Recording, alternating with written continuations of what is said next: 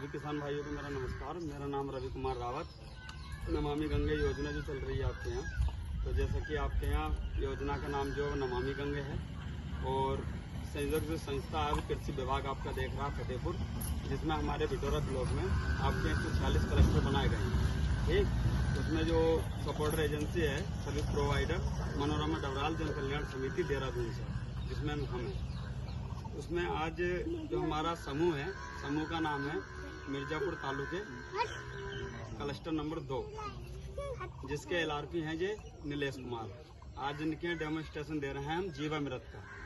तो जीवामृत क्या होता है? सबसे पहले जीवामृत यह है जो आपके यहाँ जैसा धान की पौध लगाई गई है, धान की रोपाई की गई है, तो धानों में हमें अब जीवामृत का उपयोग करना है। तो जीवामृत जो होता है सबसे पहले हम जान लेते हैं। जीवामृत जो है हमारा एक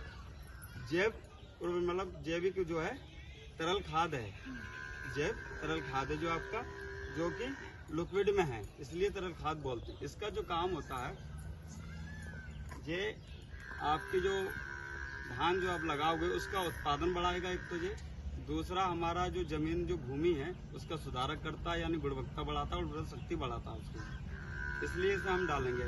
अब सबसे पहले हम बात कर लेते हैं इसकी आवश्यक सामग्री की, इसमें क्या क्या डालना होता है जीवामृत में। तो सबसे पहले सामग्री दिखा देते हैं भैया, थोड़ा आगे को ले आपको। इसमें ये चीज़ें डालेंगे हम। तो ये हम जो बनाएंगे सबसे पहले जीवामृत, वो हमें 1 बीघा के लिए बनाने जा रहे हैं हम जी, और 1 बीघा में हमें कम से कम 60 लीटर पानी का बना रहे हैं इस टाइम। 60 लीटर पानी हमारा। और ये सामग्री हमारी ये बेसन है, ये 300 ग्राम बेसन लिया है और 300 ग्राम गुड़ है ये हमारा। और ये मिट्टी है यहाँ के, ये इधर थोड़ा दिखा दो, ये पीपल के पेड़ के नीचे की इधर ले आओ, पीपल के पेड़ के नीचे की मिट्टी ली है इन्होंने।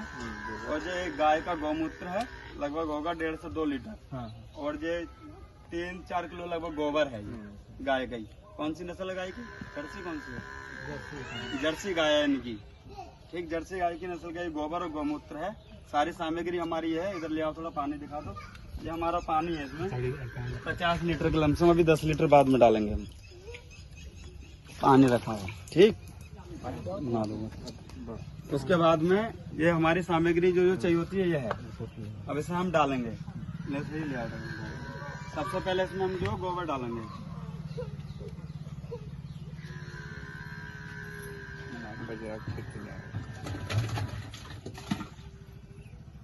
गौमूत्र, ये गौमूत्र डालते हैं अब हम। उसके बाद में लाओ सर, थोड़ा पानी लेकर आइए आप मग्गे में।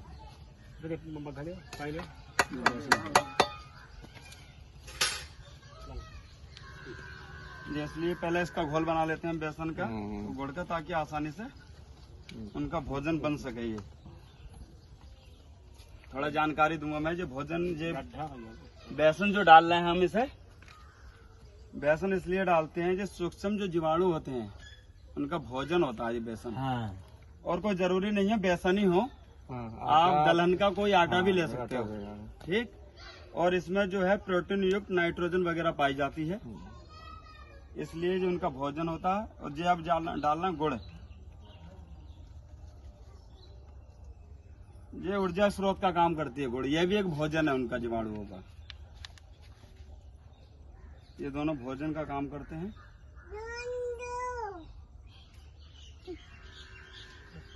चल लो भाई, ये घोल बना लिया। अब हमें ये डालेंगे दोनों चीजें इसमें। डाल,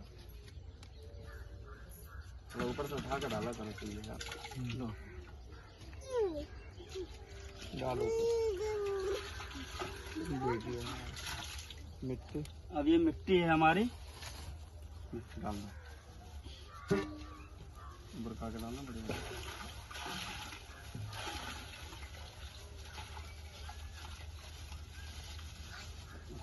अब इसे हमें चलाना है। चलो ये हाँ भैया, ये देखिए, ये हमें जो है 5 से 10 मिनट डेली सुबह शाम चलाना है, 2 बार दिन में।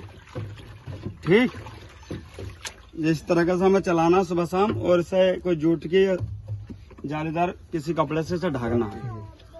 ये तो हमारा जीवामृत की सामग्री इतनी पड़ गई और वो बन गया ये। अब जो बनके जो तैयार होगा हमारा, जो 24 से 48 घंटे में बनकर तैयार हो जाएगा। जब हमारा जो बनकर तैयार हो जाएगा तो उसका उपयोग कैसे करना है आप लोगों को।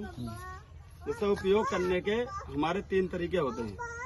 एक तो आप इसे आप सिंचाई के रूप में भी डाल सकते हो, जहाँ से नाला जा रहा हो वहाँ से आप डाल दोगे, वहाँ से एक टोंटी लगवा लेना इसमें और उसके सहारे ये चला जाएगा खेत में। ये उसके लिए जो हमें जो 1 बीघा में जितना हम बनाए हैं, जो 80 लीटर के लमसम 60-70 लीटर ये सब डाल देना है 1 बीघा में। और अगर स्प्रे के रूप में दोगे आप इसे तो 1 टंकी में 1 लीटर मिला के 15 लीटर में 1 लीटर का मानक लगा के उसमें डाल के स्प्रे मार देना है। इस तरीके से भी दे सकते हैं हम। ठीक। दूसरा, आपके खेतों में पानी भरा हो तो साइडों से जो छिड़काव वाला फुहारा होता है ना, उसका फुहारा कर देना है, बीच में डाल देना है। इस तरीके से भी अपने खेत में आप दे सकते हैं। अब आपकी जैसे धान लग गया है उसके बाद में ये डालना है आपको। अब ये चीज हमारी हो गई, ये डालने का तरीका हो गया हमारे। अब इसके जो फायदे होते हैं, फायदे हमारे ये होते हैं इससे, एक तो आपकी जो जमीन है उसकी सुधार गुणवत्ता बढ़ती है, उसकी उर्वरा शक्ति बढ़ती है। दूसरा, जीवांश कार्बन बढ़ता है हमारा। जब जीवांश कार्बन बढ़ेगा हमारा तो हमारी जमीन में कीट रोग कम खुद अपने आप लगेगा, उत्पादन भी बढ़ता है। दूसरा, तेजी से फसलों में वृद्धि करता है ये। ठीक। उत्पादन बढ़ाता है, फसलों को हरा भरा करता है। और इसके अंतर जो है हमारे नाइट्रोजन, पोटास, पोटेशियम, अन्य पोषक तत्व पाए जाते हैं सारे इसके अंदर। इतना ये समझ लो एक रामबाण का काम करता है जीवामृत। और इससे आप धानों में जब यूज करोगे, आप पहला प्रयोग करने के बाद 10 से 15 दिन के अंतराल पर इसका प्रयोग करें खेत में, धानों की फसल में। हर 15 से 10-15 दिन में इसका उपयोग करते रहे बनाने का। यही तरीका। सावधानियां भी रखनी है इसमें, कुछ सावधानी ये रखना है, धूप में ना होना चाहिए ये बना हुआ। दूसरा, आप इसे लकड़ी का ही प्लास्टिक का बर्तन यूज करें, कोई लोहे की राड यूज नहीं करें। दूसरा, इसे आप चलाना ये जरूरी है, जो इसका जो भोजन है ये सही रहता है। दूसरा, ये सड़ेगा नहीं अगर आप समय पर चलाओगे तो 5 से 10 मिनट चलाने के फायदे, इसका ऑक्सीजन संचालन बढ़ता रहेगा और जो सूक्ष्म जीवाणुओं की जो संख्या है वो तेजी से बनी रहेगी। दूसरा, 5 दिन के अंदर इसका यूज कर लेना चाहिए, 7 दिन से पहले, ताकि नहीं तो ये खराब हो जाता है। ये सावधानी आपको ध्यान में रखनी है। ठीक। समझ में आ गई सारी चीजें। ठीक है, मेरा बहुत बहुत धन्यवाद। जय जवान जय किसान।